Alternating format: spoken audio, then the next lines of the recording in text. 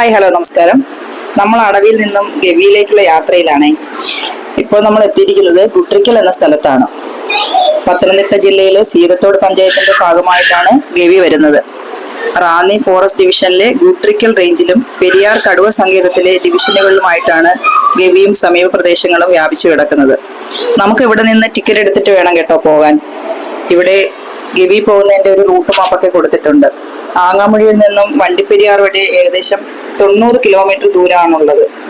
അപ്പം ticket counter നമ്മുടെ sir ticket എടുക്കുകയാണ്. ടിക്കറ്റ് കൗണ്ടറിനോട് ചേർന്ന് ഒരു വനവിഭവങ്ങൾ കിട്ടുന്ന ഒരു ഷോപ്പുണ്ട്. ആ ഷോപ്പിൽ നമുക്ക് വില വിവരങ്ങളൊക്കെ ഇവിടെ കൊടുത്തിട്ടുണ്ട്. ഇവിടെ ദന്തപ്പാല, എണ്ണ, കുന്തിരിക്കം, ഇഞ്ച ഇതുപോലുള്ള വനവിഭവങ്ങളൊക്കെ ഇവിടെ ലഭിക്കും. നമുക്ക് ആവശ്യമുണ്ടെങ്കിൽ ഇവിടെ നിന്ന് ഇത് വാങ്ങാവുന്നതാണ്. നമ്മുടെ കൂടെ ഗവിയിലേക്ക് പോകുന്നതിന് പറഞ്ഞു തരാൻ വേണ്ടി 2 ഗൈഡുകളാണ് ഉണ്ടായിരുന്നത്.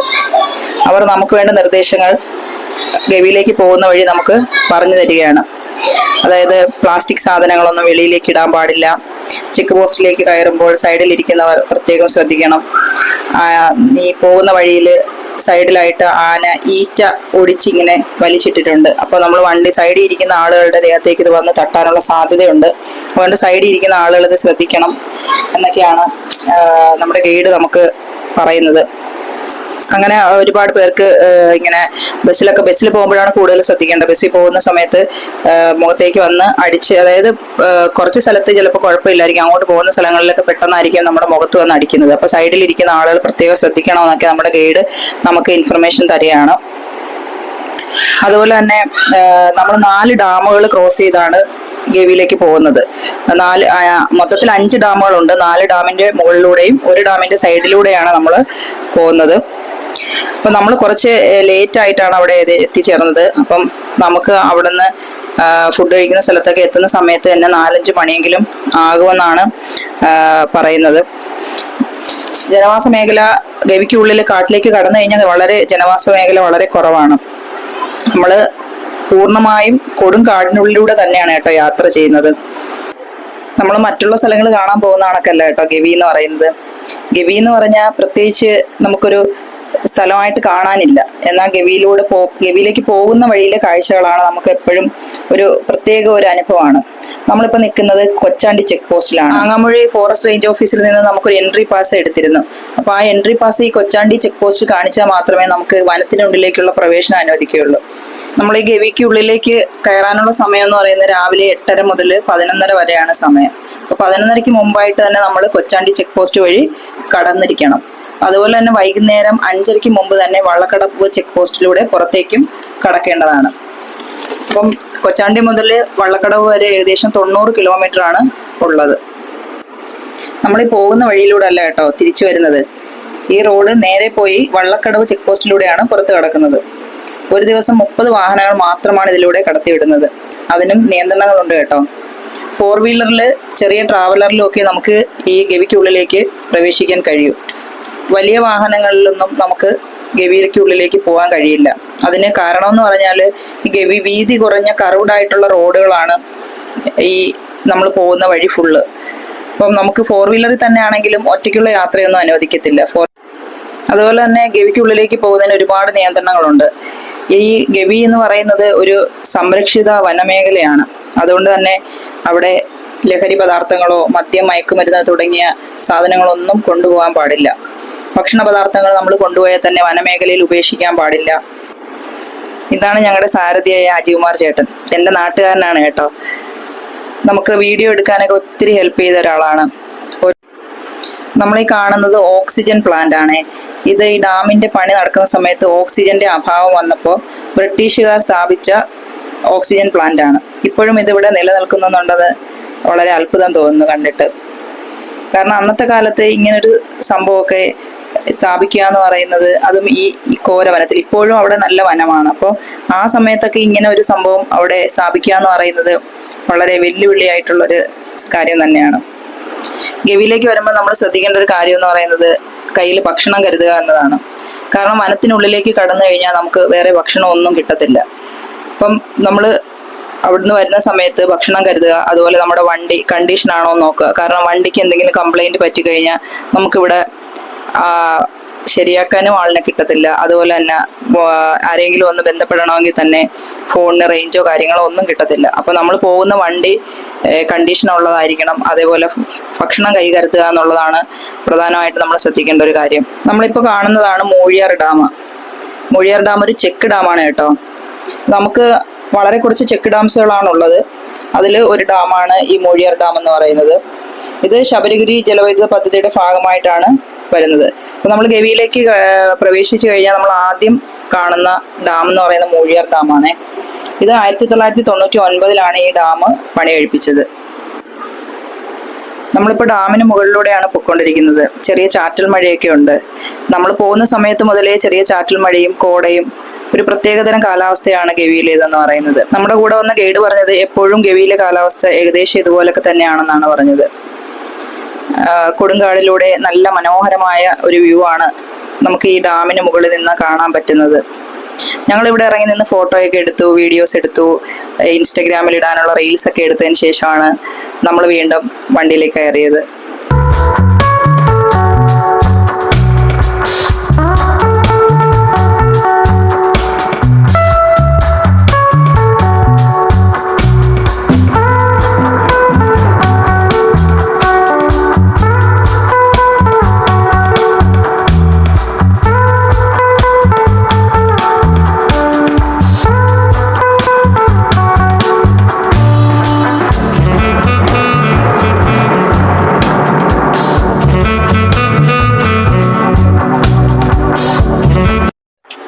ഈ കാണുന്നത് മൂഴിയാർ പവർ ഹൗസിലേക്കുള്ള വഴിയാണ് കേട്ടോ.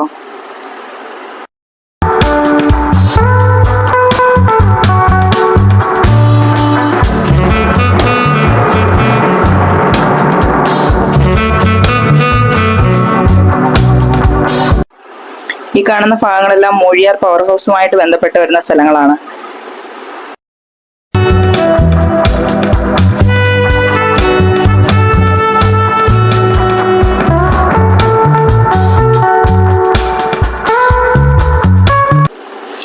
നമ്മളിപ്പോൾ എത്തിച്ചേർന്നിരിക്കുന്നത് ഒരു ചെറിയ ജംഗ്ഷനിലാണ് കേട്ടോ. ഇവിടെ KCBയുടെ ഒരു ക്യാൻറ്റീൻ ഉണ്ട്. അവിടെ നിന്ന് നമുക്ക് വേണമെങ്കിൽ ചെറിയ സ്നാക്സ് ഒക്കെ വാങ്ങിക്കാൻ കിട്ടും. ഈ സൈഡിലായിട്ട് മതിൽ പോലെ കാണുന്നത് ഈ ട്യൂബ് അടുക്കി വെച്ചിരിക്കുന്നതാണ്. അതിനോട് ചേർന്ന് തന്നെ ഒരു പുൽക്കൂടും ഒക്കെ ഒരുക്കി വെച്ചിട്ടുണ്ട്. നല്ല മനോഹരമായൊരു കാഴ്ച തന്നെയാണത്. ഈ കാണുന്നതാണ് കേട്ടോ പെൻസ്റ്റോക്ക് പൈപ്പ്. കക്കി ഡാമിൽ നിന്ന് മൂഴിയാർ പവർ ഹൗസിലേക്ക് വെള്ളം കൊണ്ടുവരുന്നത് ഈ പെൻസ്റ്റോക്ക് പൈപ്പിലൂടെയാണ്. മഴ മാറി ഇങ്ങനെ കോട വന്നുകൊണ്ടേ ഇരിക്കുകയാണ്. പെൻസ്റ്റോക്ക് പൈപ്പിന്റെ താഴേക്കുള്ള വ്യൂ ഒന്നും നമുക്ക് കാണാൻ പറ്റുന്നില്ല. വീഡിയോയിൽ ഒട്ടും തന്നെ കാണാൻ പറ്റുന്നില്ല. 3 കിലോമീറ്റർ ടണലും 2 കിലോമീറ്റർ പെൻസ്റ്റോക്ക് പൈപ്പുമാണ് വരുന്നത്. അന്നത്തെ കാലത്ത് ഈ പെൻസ്റ്റോക്ക് പൈപ്പൊക്കെ എങ്ങനെ ഇവിടെ നിർമ്മിച്ചു എന്ന് ആലോചിക്കുമ്പോൾ അത്ഭുതമാണ് തോന്നുന്നത്.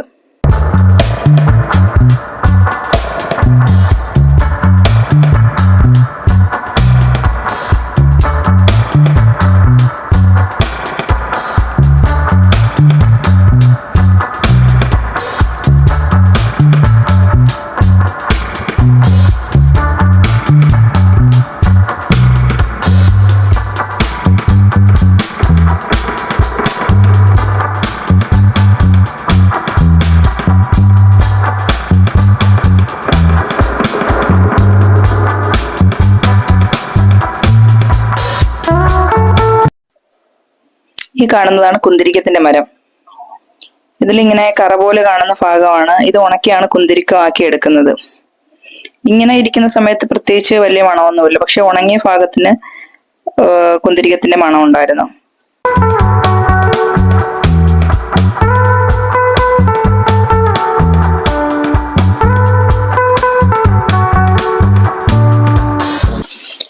ഇവിടെ വീണ്ടും ചെറിയ ചാറ്റൽ മഴ തുടങ്ങിയിട്ടുണ്ട്. ഗവി എന്ന് പറയുന്ന സമുദ്രനിരപ്പിൽ നിന്നും ഏകദേശം 3400 അടി ഉയരത്തിൽ സ്ഥിതി ചെയ്യുന്ന ഒരു നിത്യഹരിത വനമേഖലയാണ്. അപ്പൊ ഈ കാണുന്നത് കള്ളിമുൾ ചെടികളാണ്. നമ്മുടെ നാട്ടിലൊക്കെ കാണുന്ന നമ്മൾ ചെടിച്ചട്ടിയിലൊക്കെ വെച്ച് വളർത്തുന്ന അതേ കള്ളിമുൾ ചെടി തന്നെയാണ്. ഇത് ഒരുപാട് വർഷങ്ങൾ പഴക്കമുള്ളതാണ്. ഓരോന്നും വലിയ മരമായിട്ടാണ് നിൽക്കുന്നത്. നമുക്കിങ്ങനെ വീഡിയോയിൽ കാണുമ്പോൾ ചെറുതായിട്ട് തോന്നുന്നുണ്ടെങ്കിലും വളരെ വലിയ മരങ്ങളായിട്ടാണ് ഈ കള്ളിമുൾ ചെടി നിൽക്കുന്നത്. ഗവി മേഖലയിൽ ഇവിടെ മാത്രമാണ് ഇത് നശിച്ചു പോകാതെ ഇങ്ങനെ നിലനിൽക്കുന്നതെന്നാണ് നമ്മുടെ ഗൈഡ് പറഞ്ഞത്. അത് ഇവിടുത്തെ എന്തെങ്കിലും ഒരു പ്രത്യേകത ആയിരിക്കാനാണ് സാധ്യത. ഈ താഴെ കാണുന്നതെല്ലാം കള്ളിമുൾ ചെടികളാണ് കേട്ടോ. ഈ കാണുന്നതാണ് കേട്ടോ കക്കി ഡാമിന്റെ റിസർവോയർ എന്ന് പറയുന്നത്. മനോഹരമായ ഒരു വ്യൂ പോയിന്റ് തന്നെയാണ് ഇവിടെ. ഗവിയിലെ ഏറ്റവും നല്ല ഒരു പ്രദേശമാണെന്ന് തന്നെ പറയാം. ഇതിന്റെ സൈഡെല്ലാം ഇടിഞ്ഞു താന്നിരിക്കുന്നതായിട്ട് നമുക്ക് കാണാം. അവിടെ ആനയുടെ കാൽപ്പാടുകളും ഒക്കെ കാണാൻ പറ്റും. ചിലപ്പോ ആനയൊക്കെ ഇതുവഴി താഴേക്ക് ഇറങ്ങിപ്പോയത് കൊണ്ടായിരിക്കാം. അതുപോലെ തന്നെ അതിന്റെ ഓപ്പോസിറ്റ് സൈഡാണ് ഈ കാണുന്നത്. ഈ പ്രദേശം എന്ന് പറയുന്നത് ഒരു മുട്ടക്കുന്ന് പോലുള്ള ഒരു പ്രദേശമാണ്. ഈ ഭാഗത്ത് ആനയൊക്കെ കാണാൻ വളരെ സാധ്യത കൂടുതലുള്ള പ്രദേശമാണെന്നാണ് നമ്മുടെ ഗൈഡ് പറഞ്ഞത്. നല്ല ചെറിയ ചാറ്റൽ മഴ ഉണ്ടായിരുന്നു. ഈ മഴയും കോടയും തണുപ്പും എല്ലാം കൊണ്ട് നല്ലൊരു വൈബായിരുന്നു നമ്മുടെ ഗവി യാത്ര.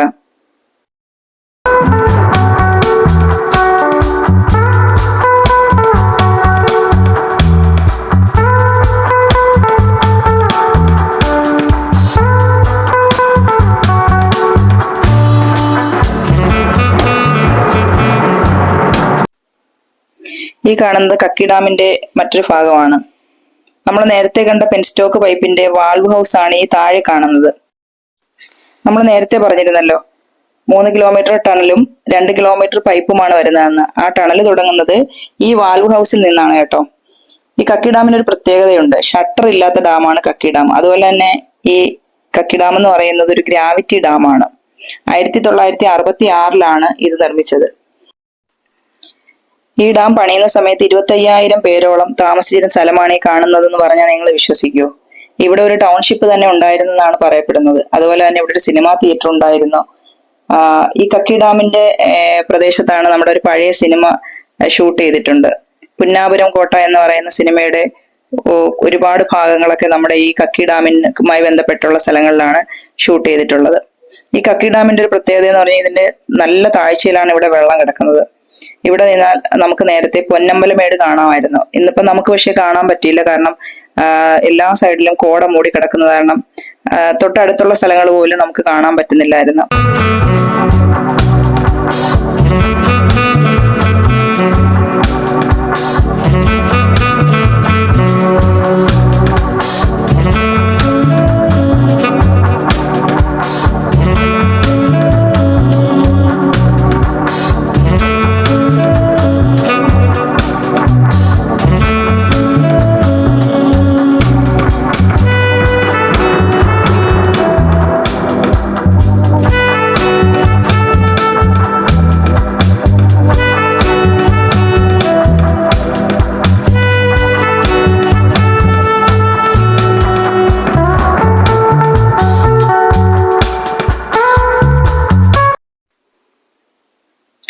ഇവിടെ നിന്ന് കുറച്ച് മുന്നോട്ട് പോകുമ്പോൾ നമുക്ക് ഇതുപോലൊരു സ്പോട്ട് കാണാൻ പറ്റും കേട്ടോ.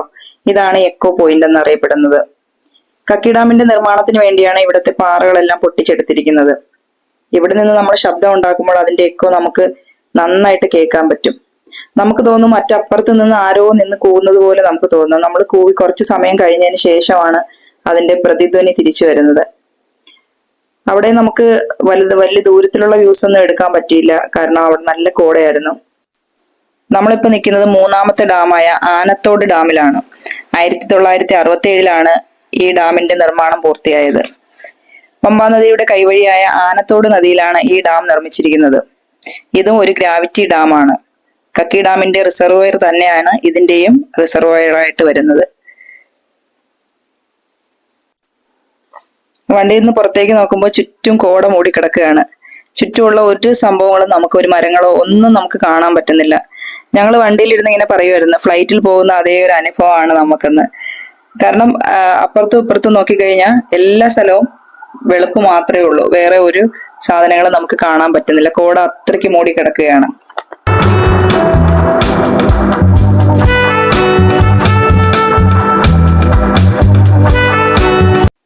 ഈ കാണുന്നത് ആനത്തോട് ഡാമിന്റെ ഷട്ടറിന്റെ ഭാഗമാണ് കേട്ടോ. ഈ സൈഡ് വലത്ത് സൈഡിലായിട്ട് ഒട്ടും തന്നെ വെള്ളമില്ല. ഇവിടെ വെള്ളം കയറിയാൽ മാത്രമാണ് ഈ ഷട്ടറുകൾ തുറക്കുന്നത്. ഈ വെള്ളം പോകുന്നത് പമ്പ ഡാമിലേക്കാണ്.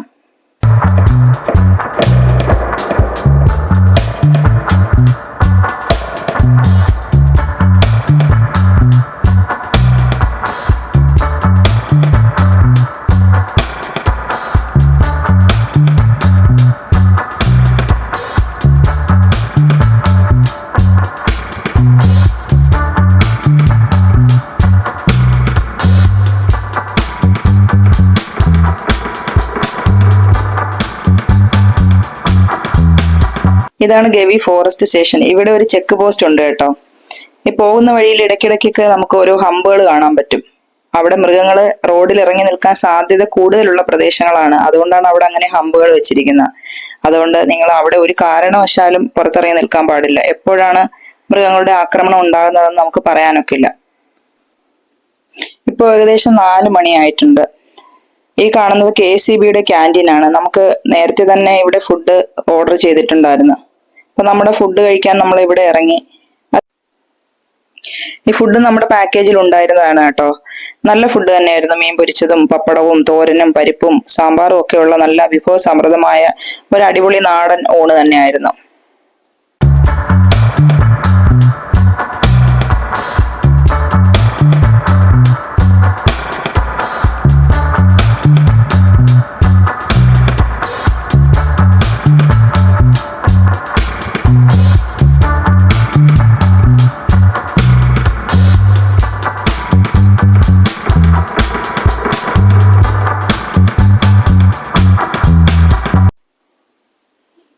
ഈ കാണുന്നതാണ് പമ്പ ഡാം.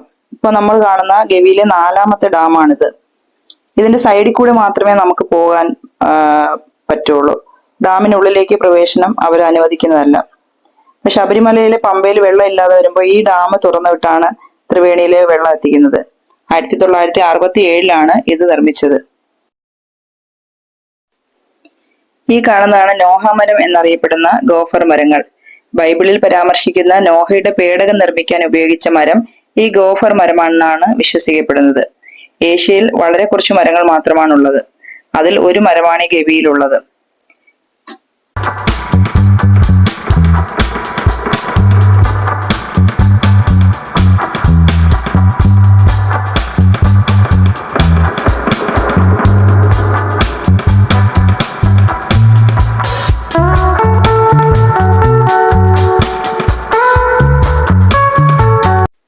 ഈ കാണുന്നത് ശ്രീലങ്കൻ കോളനിയാണ്.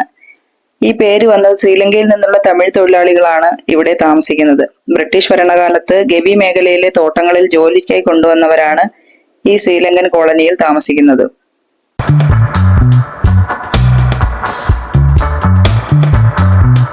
ഈ കാണുന്നതാണ് ഗവിയിലെ ഏക അധ്യാപക വിദ്യാലയം.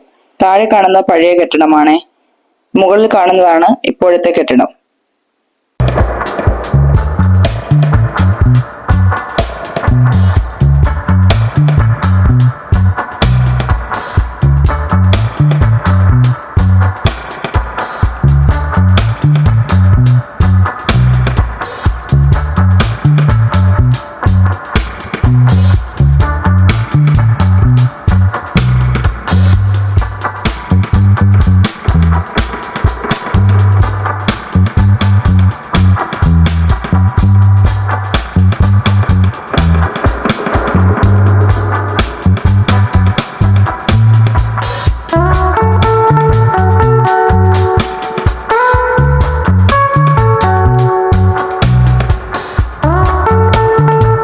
ഓർഡിനറി സിനിമയിൽ അമ്പലത്തിൽ ഉത്സവം നടക്കുന്ന ഒരു പാട്ട് സീനുണ്ട്.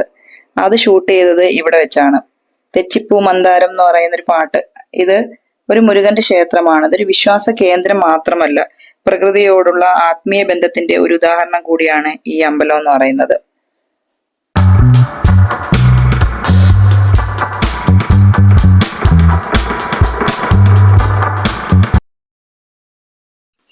അങ്ങനെ നമ്മൾ ഗവി പട്ടണത്തിൽ എത്തിച്ചേർന്നിരിക്കുകയാണ്.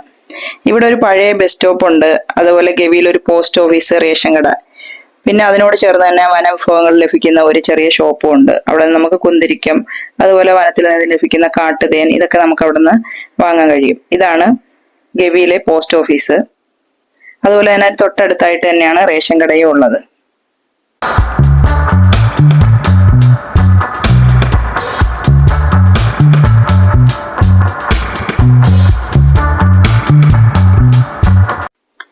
ഇതാണ് ഗവി ഡാം. നമ്മൾ കാണുന്ന ഏറ്റവും അവസാനത്തെ ഡാമാണ് ഗവി ഡാം. ഇവിടെ വനവിഭവങ്ങൾ കിട്ടുന്ന ഒരു ഷോപ്പുണ്ട്. ഇതൊരു ചെറിയ ഡാമാണ് കേട്ടോ ഇത്. ഇതിനോട് ചേർന്ന് തന്നെ കയാക്കിങ്, ബോട്ട് യാത്ര എന്നിവയൊക്കെ നടത്തുന്നുണ്ട്. ഈ ഗവി ഡാം സ്ഥിതി ചെയ്യുന്നത് ഗവി തടാകത്തിലാണ്. 1989 ഇത് നിർമ്മിച്ചത്. ഈ ഗവി ഡാം എന്ന് പറയുന്നത് ഒരു ഗ്രാവിറ്റി ഡാം തന്നെയാണ് കേട്ടോ. പെരിയാർ നാഷണൽ പാർക്കിനോട് ചേർന്ന വനമേഖലയിലാണ് ഇത് ഉൾപ്പെടുന്നത്.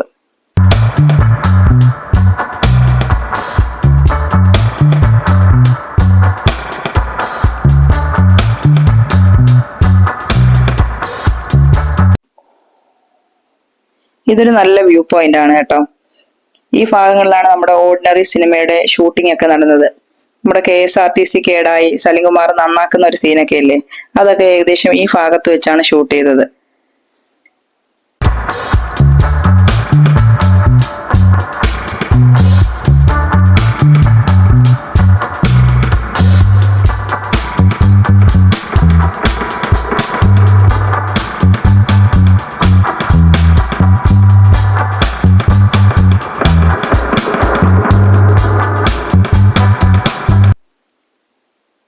ഇപ്പൊ നമ്മൾ ഗവിയുടെ വനമേഖലയിൽ നിന്ന് പുറത്തേക്ക് എത്തിയിട്ടുണ്ട്. ഇപ്പൊ ജനവാസ മേഖലയിലൂടെയാണ് നമ്മൾ കടന്നു പോയിക്കൊണ്ടിരിക്കുന്നത്.